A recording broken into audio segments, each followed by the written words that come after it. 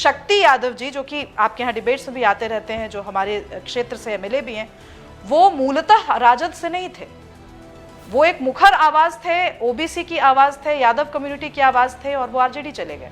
तो ये जो आपको ये जो रस्सा कशी है, ये मुझे लगता है कि ये सबटेक्स्ट है बिहार की राजनीति का। और मंडल 2 की बात, आप जब ये बात कह रही हैं, इसको भी ध्यान में रखना। कांग्रेस के जो अध्यक्ष है मल्लिकार्जुन खड़गे, वो कह रहे हैं मनुवाद को आगे बढ़ाने की कोशिश कर रहे हैं नीतीश बाबू बीजेपी के साथ जाकर। सतीश केसिंग साहब अब भी की खबर है ये। बस देखिए खड़गे जी क्या कह रहे हैं। आप थोड़ा अगर मुझसे मिले तो नहीं, देखिए मैं ये कहना चाह रहा हूँ, मैं भी मानता हूं कि तेजस्वी यादव को अगर उन्होंने चेहरा घोषित नहीं किया तो इनको नुकसान होगा, मैं मानता हूं। कितना?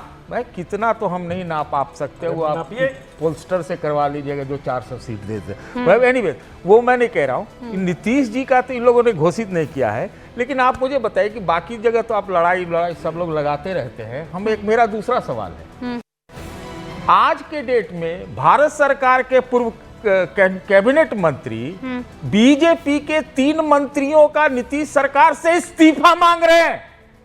यह तो सच्चाई है। दिलीप जायसवाल, सम्राट चौधरी और एक और है कोई मंगल पांडे, उनका इस्तीफा मांगा जा रहा है। ये तो साक्षात है सबके सामने। मंगल पांडे के साथ अत्याचार नहीं, मैं किसी के साथ नहीं कर रहा हूं। सुनिए, अत्याचार आरके सिंह कर रहे हैं, मैं नहीं कर रहा हूं। तो सब तरफ आग लगी रहती है, सब अपने अपने हिसाब से काम करते हैं। दरअसल सच्चाई ये है कि आज तेजस्वी न घोषित है और न ही नीतीश घोषित है। दरअसल आपके साथ दिक्कत क्या है, आप इंटरव्यू सुनते हैं लेकिन उसके हिसाब से अपने मन से व्याख्या करते हैं। व्याख्या क्या दूसरे के मन से करें? अरविंद जी सदमे में होंगे आपके इस बयान को सुनकर। आरके सिंह है वो, अरविंद सिंह नहीं। वही आरके सिंह है, पूर्व केंद्रीय ऊर्जा मंत्री हैं। और उन्होंने सिर्फ इतना कहा है कि जिन पर आरोप लगे उनको सफाई देनी चाहिए, सफाई देनी चाहिए। नहीं, इस्तीफा भी मांगा है भाई। पता नहीं, इस्तीफा भी अलग अलग एक आध दो का तो मांगा ही इस्तीफा। अरे चलिए, आप तो मंगल पांडे का मंगवा रहे थे बेचारे, वो अशोक चौधरी का इस्तीफा आरोप की सफाई कर रहे हैं, आप मंगल पांडे। अरे भाई, एक साथ अगर कोई सांसद जो 2 बार एक जगह से लगातार आ रहा, में आज तक कोई नहीं जीता हो, जो 14 तरह का मंत्री रहा हो, 2 जगह का गृह सचिव रहा हो, वो अगर ऐसा हल्ला बोल रहा है, अपना आदमी है ना, वो तो एनडीए का आदमी है। हरिदास महादिक जी अभी इस वक्त हमारा शो देख रहे हैं, वो ये कह रहे हैं ये सतीश जी ना मुद्दे से भटकाने की कोशिश कर रहे हैं, सवाल का जवाब नहीं दे रहे। अरे मुद्दा नहीं है क्या? नहीं, ये मुद्दा नहीं है क्या? जो भी कह रहा है उससे बात कराइए, मैं बताते हैं। व्यूअर है हमारे, व्यूअर हैं और आप तो एडिटर रहे हैं, आप तो एडिटर रहे हैं सर, आंखों पर रखिए व्यूअर को। नहीं, लेकिन समझे ना सतीश जी ने कह दिया व्यूअर भी बायस्ड है। ये ठीक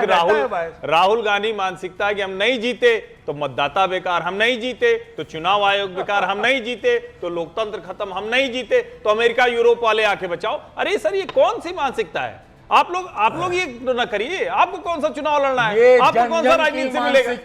ये कांग्रेस वाला करे तो ठीक है, बहुत देर हो रही है। कांग्रेस वाला करे तो ठीक है, आप लोग ऐसे करेंगे? अरे भाई, हमारा कोई मतलब नहीं, मैं जन वाला हूँ। 2014 से आप ये कह रहे हैं, अब देखिए अब आ गया वो पल, अब ये जनता देख चुकी है, सोच चुकी है, समझ चुकी है, और आप देखिए हर बार यही करते हैं। अभी बेचारे हरिदास जी को आपने कहा कि ये व्यूअर भी वहीं की तरफ है, ऐसे लोगों को आप और ज्यादा दूसरा का वो बोल रहे हैं आरोप। अरे आरोप नहीं, उनको लग रहा है, व्यूअर को लग रहा है, भाई व्यूअर को लग रहा है। ये आप आज के समय में है तो आप सबकी सुनेंगी। सतीश जी, पुराने संपादक दूसरे के नहीं सुनते थे, अरे पहले अपना एजेंडा देश में चलाते थे। हर्षवर्धन जी, आप लोगों हर्षवर्धन जी पहले सच में संपादक हुआ करते थे। अरे सर, मेरा मुंह मत खुलवाइए। आप लोग जब संपादक थे तब हम भी छोटे मोटे एंकर हुआ करते थे और हमको पता है आप लोग क्या किया करते थे। मैं असहमत हूँ। नहीं, आनंद विजय जी, हर बार होता है, हर बार। ये लोग इतना पानी में है, उसके बावजूद मतलब थेतराई सर ऐसी होती है। हम भी छोटे मोटे उस वक्त एंकर हुआ करते हैं, हमने देखा है आप लोग कैसे काम करते थे। मत मेरा मुंह खुलवाइए। मेरे ऊपर कोई आप कहते हैं चुनौती है, आप ये कह लीजिए पंकज जी, चुनौती आप एक कोई आरोप सिद्ध कर दीजिए। आप ये कह दीजिए कि मैं एडिटर बढ़िया हुआ यहाँ पर पत्रकारिता कर लीजिए। दोस्त लोगों को अगर एक्सपोज करने रूबिका लियाकत बैठ गई ना, बहुत गड़बड़ हो जाएगी। अरे मेरे बारे में करके दिखाओ। पहले एडिटर हुआ करते थे, हमें पता है पहले के एडिटर क्या करते थे। राहुल गांधी बोल नहीं सकते थे, कहते थे कांग्रेस के युवराज की हो रही है रैली, असल में हेडलाइन चला करती थी। Please do not tell me sir, मेरे बारे में नहीं। सतीश जी को आप लोग एक स्केप दे दिए। 2011 से शुरू करिए ना सतीश जी को। हमारे से करिए तो बहुत अन्ना के समय से डिरेल हो जाएगा। अब विमल जी भी यही कह रहे हैं, विमल जी कह रहे हैं डिबेट डिरेल हो रहा है। हाँ। डिबेट डिरेल हो रहा है, क्या करे उसी पे आइए ना वापस। अब विमल जी तो आप वाले हुए ना, कौन वाले? हम आप नहीं वाले जानते हुए ना? विमल जी को। नहीं विमल, अरे व्यूअर है भैया। विमल जी ठीक कह रहे हैं, हरिदास जी भी ठीक बोले, तो विमल जी डिरेल तो हो ही रही है, यही सतीश जी चाह रहे थे। हम क्या चाह रहे हैं? नीतीश को घोषित कर दीजिए अभी। हम लौट कर आएंगे सर, हम लौट कर आएंगे, बोलिए मुद्दे पर लौट कर आएंगे। बेलारी जी कुछ कह रहे हैं। हाँ बेलारी जी, आपसे एक सवाल, देखिए मैंने कहा कि तेजस्वी को घोषित नहीं कर रहे हैं फेस। मैं आपसे सवाल एक पूछना चाहता हूं कि बीजेपी किस स्ट्रेटजी के तहत महाराष्ट्र, राजस्थान, मध्य प्रदेश, छत्तीसगढ़ और उड़ीसा में अपना सीएम फेस नहीं घोषित की थी? बात सही कोई नहीं था? तो सही नहीं था, तो वही स्ट्रेटजी अभी अपना वहां कन्हैया जी, कई point स्टेट में सुनिए, बस एक चीज इसमें ये प्रॉब्लम है कि तेजस्वी बाबू खुले मन से कह रहे हैं कि मैं 243 सीटों पर चुनाव लड़ूंगा। बोल रहे हैं तेजस्वी सरकार आएगी तो ये होगा। बिलारी जी तो सीधे सीधे झगड़ा है ना, वहाँ भाजपा को सरकार बनाना था, तय कर लिए। कांग्रेस को तेलंगाना में सरकार बनाना था, तय कर लिए। इसमें कौन सी दिक्कत है? बनती है उस रणनीति के तहत केंद्रीय मंत्रियों को इन लोगों ने विधानसभा का चुनाव लड़ाया।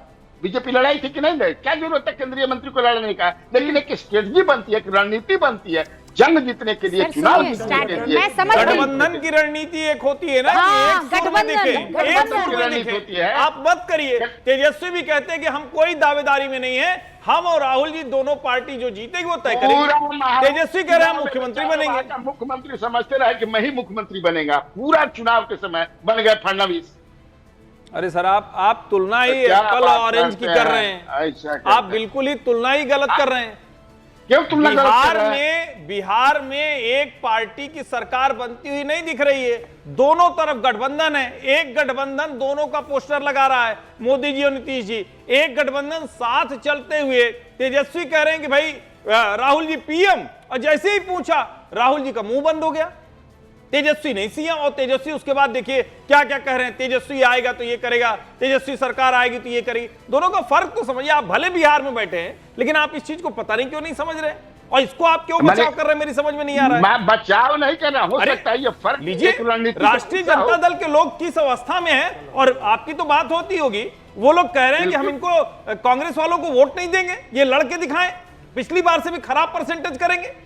कहीं वोट अधिकार यात्रा असर नहीं किया, आप कह रहे हैं सफल हो गई। कहीं वोट अधिकार यात्रा कोई असर नहीं हुआ। अरे देखिए, एनडीए का अभी कार्यकर्ता सम्मेलन हो रहा है, हर जगह कपाट फूट रहा है। आज ही जो है मुख्यमंत्री का यहाँ सासाराम में लड़ाई हो गई। हाँ। कहाँ नहीं हो रही है, दर्जनों जगह लड़ाई हो गई। जी कुछ कहना चाह रही है इसी मुद्दे पर? अरे तो बेलारी जी देखेंगे ना। नहीं, मुझे लगता है शुभरास्ता जी, शुभरास्ता जी होंगे ना, जेंटलमैन, शुभरास्ता जी, शुभरास्ता जी, शुभरास्ता जी।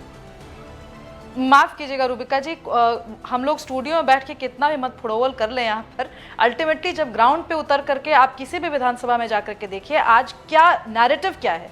नैरेटिव ये है कि एक तरफ तेजस्वी की सरकार आने वाली है और दूसरी तरफ एनडीए की सरकार आने वाली है। और एनडीए की सरकार में ये बात में भी ऐसा हो सकता है, जो मैं आप यहाँ पे सुन रही हूँ या जो सोशल मीडिया पे चैटर चल रहा है, ठीक है, नीतीश जी की लीडरशिप को लेकर के प्रश्न ये जरूर हो सकता है कि लंबे समय तक नीतीश जी सर्व कर पाएंगे या नहीं, लेकिन इसमें कोई संशय नहीं है कि नीतीश कुमार जी इस गठबंधन में रहकर चुनाव लड़ रहे हैं। दूसरी तरफ आप मुझे तेजस्वी के बरस कोई एक नेता बता दीजिए। मैं आपको भारतीय जनता पार्टी की तरफ से 4 ऐसे नाम गिना सकती हूं जिनको आज आप कैमरा और माइक लेकर के जाइए, चारों सीएम पद के उम्मीदवार और दावेदार की तरह आपसे बात करेंगे। क्या आप महागठबंधन में किन्हीं ऐसे 4 लीडर्स का नाम ले सकती हैं? पंकज जी, और नहीं ले सकती तो इसको क्यों नहीं माना जाए कि राहुल गांधी और एक सेकंड कि राहुल गांधी और तेजस्वी यादव में इस चीज को लेकर के खींचतान है। मैं अभी यादव फैमिली के इंटरनल डायनामिक्स पर जा ही नहीं रही। मैं तेज प्रताप, मीसा भारती और रोहिणी आचार्य वगैरह मैं डिस्कस ही नहीं करूंगी, पर आप मुझे बताइए क्या मजबूरी है राहुल गांधी की कि बिहार में, मैं तो आप जानती है मैं धुर विरोधी हूं आरजेडी की विचारधारा की, फिर भी मैं कह रही हूं कि आज बिहार का एक पर्टिकुलर जनमानस अगर चाहता है कि तेजस्वी मुख्यमंत्री बने, राहुल गांधी क्यों नहीं बोलते? ऑलराइट पंकज जी प्लीज, क्या ऐसा? और ये प्रॉब्लम जी ये कोई जरूरी नहीं है कि पहले से कहा जाए कि मुख्यमंत्री कौन बनाएगा। आप इस सब बहस में एक आज के बहुत महत्वपूर्ण मुद्दे को भूल रही हैं। आज कांग्रेस कार्य समिति ने जो एक संकल्प पत्र पारित किया है, अति पिछड़ा न्याय संकल्प पत्र, उसमें 10 बिंदु हैं। वो 10 बिंदु आज का टर्निंग पॉइंट है। उसमें कहा गया है कि अति पिछड़ा अत्याचार निवारण कानून पारित किया जाएगा। अति पिछड़ा वर्ग के लिए पंचायतों और नगर निकायों में जो अभी 20% आरक्षण है, उसको बढ़ाकर 30% किया जाएगा।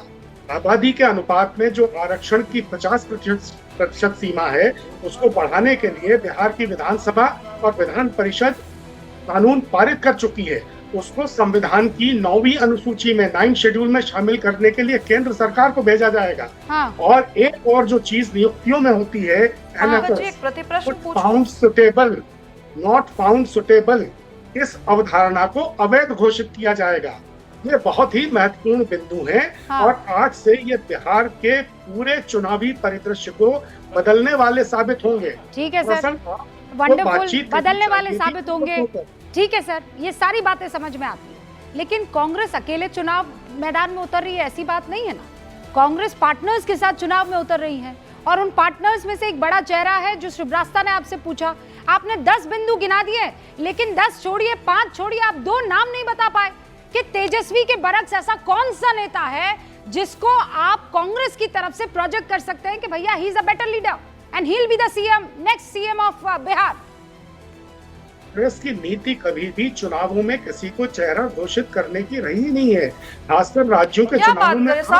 आंध्र में चुनाव बताइए कब पंकज जी गलत बयानी मत कीजिए ना, गलत बयानी मत कीजिए। मध्य प्रदेश में घोषित किया, नहीं किया, आंध्र प्रदेश में घोषित किया, क्या बात कर रहे हैं? ज्योतिरादित्य सिंधिया चाहते थे कि उनको चेहरा तो आपको जानकारी कम है, लेकिन तो आप मत करिए भाई। भारतीय जनता पार्टी में चले गए बाद में। पंकज जी आपको नहीं पता है इसका मतलब, और जो आप जिस नहीं घोषित थे, कमलनाथ जी चूंकि मुख्यमंत्री रहे अच्छा ठीक है, नहीं घोषित थे। आपको एक बार इस चीज के लिए ठीक है पॉइंट्स मिल जाएंगे कि कोई नहीं घोषित। मैं कह रही हूं, मैं श्रीवास्तव की बात और अनंत विजय जी की बात नहीं मानती हूं। नहीं घोषित किया कोई बात नहीं, पर यह तो कहा जा सकता है कि ये पार्टी जिसने बहुत मतलब कल पिछली बार का आपको प्रदर्शन मालूम है आरजेडी का, एक ये कह देने में कि ही इज द वन, ये चेहरा है, इसके नेतृत्व में चुनाव लड़ेंगे, वो कहने में भी आप कतरा रहे हैं सर।